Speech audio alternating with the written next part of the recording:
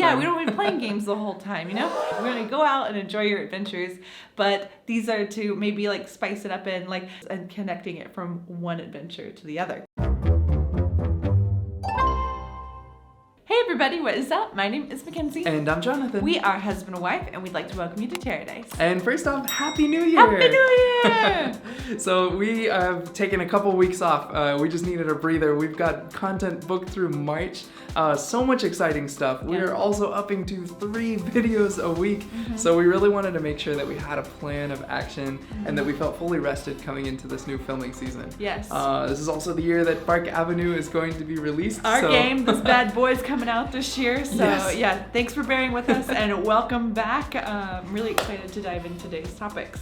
So today we are talking about games we are traveling with this year, and like traveling in a broad sense, like traveling to work, traveling abroad, lots of exciting things happening this year. But we hope what we are bringing will give you some ideas on what stuff you can travel with. So if that sounds like something you want to see, then just keep watching. Okay, so the first game on this list is the inspiration for this video. That is Scout, because I carry this game in my backpack every day, everywhere I go. So I have this at work, I take it on the train, take it to people's houses, and that is why this is our most played game of the year. Spoiler for our recap video coming up soon. But essentially it's a ladder climbing game where you're trying to play a stronger hand than what's down. The trick of this game is that you can only play cards that are touching each other in your hand, so you can't rearrange your hand at all. And if you can't or don't want to play, you can take one of the cards out from that strong hand and you can slip it anywhere in your hand that you want to. So it's this really cool kind of game of thinking about like 3-4 turns ahead. How do I sandwich my hand into like the hand that I want? Yeah. Super cool game. Yeah. So it's easy to pick up on. Really packs a punch, and the small box makes it like perfect to throw into your backpack.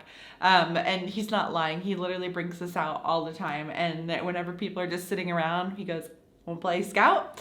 So it's a great pick. Yeah, great pick. Next up is this little game called Hive Pocket. Now there is a bigger version of this game just called Hive, but this is the smaller, tiny version called Hive Pocket. And in this game, you are playing different bugs battling against each other, and it's kind of like an abstract chess-like game where each bug has a different movement, and the goal of the game is to surround the enemy's queen. But it is a pretty light, it's like a little heavier than Scout, definitely, with the chips inside. But it is a small game that doesn't take up much of a profile when you lay it down.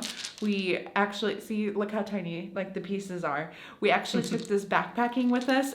It's a little heavier for backpacking, so recommend car camping. But this is a great game to travel with. I think we're planning on going to Asia this year, and I think this is gonna come along with that. The next one is one that's brand new to us, and I'm very excited about that. That is the Button Shy games. So you may have heard of Sprawlopolis, which is one of their well-known titles. We got a chance to start playing this recently, and I'm really enjoying it, and I still haven't won, maybe won once. I want to play it more and figure out this puzzle because it's so interesting.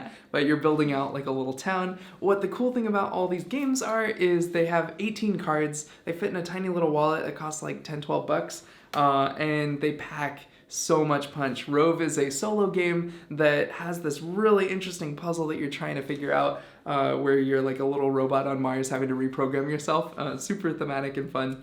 Tussie Mussie is by Elizabeth Hargrave, who designed Wingspan. Haven't gotten a chance to play this one yet, so it will definitely be with us. And then Battlecrest, we actually have a full review coming out of this one.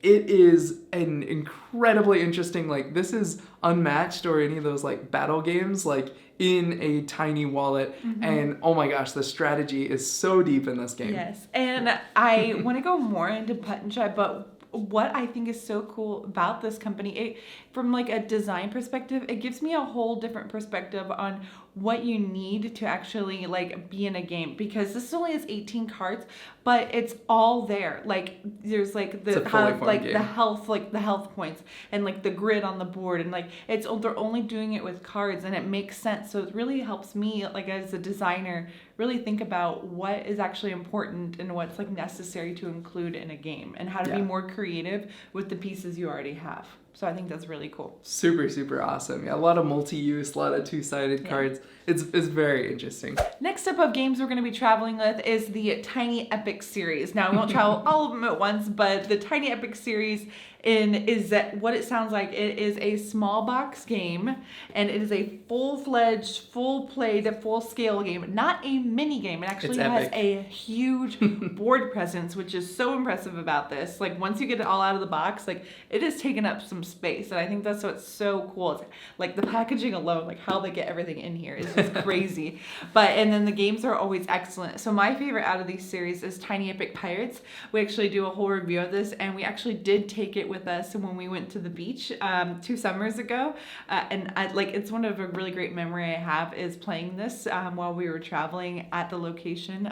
So yeah, this will definitely be like, it's so great theming as well. Awesome. Yeah, and Tiny Epic Dinosaurs is my favorite. Don't be fooled by the cover. I'm not the biggest fan of this kind of cartoony style, but it is a awesome worker placement game where you are like building your dino park, and you have to feed your dinosaurs and put them in little pens together, and it's a super fun puzzle. Great like worker placement game. Big fan of this one. Yes. And I'm really looking forward to, I think we have Tiny Epic Vikings that is coming out soon. Ooh, and we just backed Tiny Epic Crimes, which is the crime solving one. Yeah, so I'm super looking forward to all of them. If you haven't I think we're getting Vikings soon. Yeah, I think so. Yeah. So if you haven't heard like the Tiny Epic series in general, definitely go check them out. That by Gambling Games. Highly recommend this company and this product. It's very cool. Last on this list is going to be Love Letter, which is a game that we used to play a lot, and I want to play more, so we're going to be traveling with it this year. It is a game where you have one card in your hand, and every time it's your turn, you're going to draw another card and choose which one to play and which one to keep. The theme of the game is that you are trying to get your love letter slipped all the way to the princess. You're one of the suitors, and you're trying to give it to the guard, who gives it to the governor, who gives it to the prince. So it's kind of this whole fun game where you're trying to deduce what cards other players have and if you can win the hand. There's also Marvel Love Letter, where you are trying to defeat Thanos, and one player actually plays as Thanos.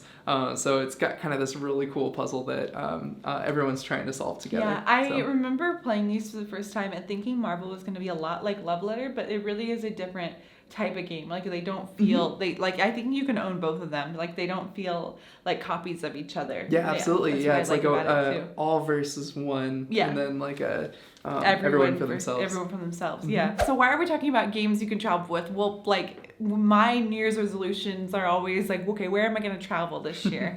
Where are the different places I'm going to go? And then also our resolutions are like, okay, how many games can we play this year?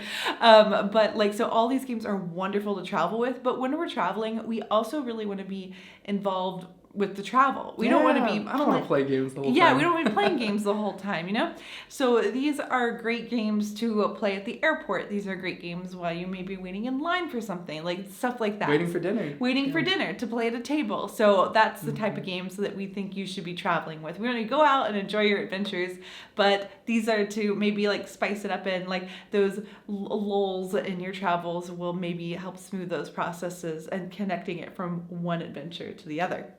But all these games are great for that, and they're small, tiny boxes. But let us know down below, what are your go-to travel games? Because I would love some more ideas for this too. I think that'd be really cool.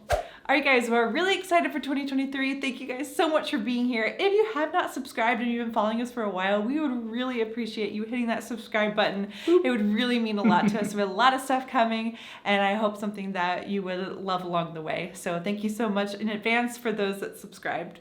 If you like this video, make sure to like it and subscribe it, which I've just said a lot. So there you go. But again, thank you so much. And as always, happy playing.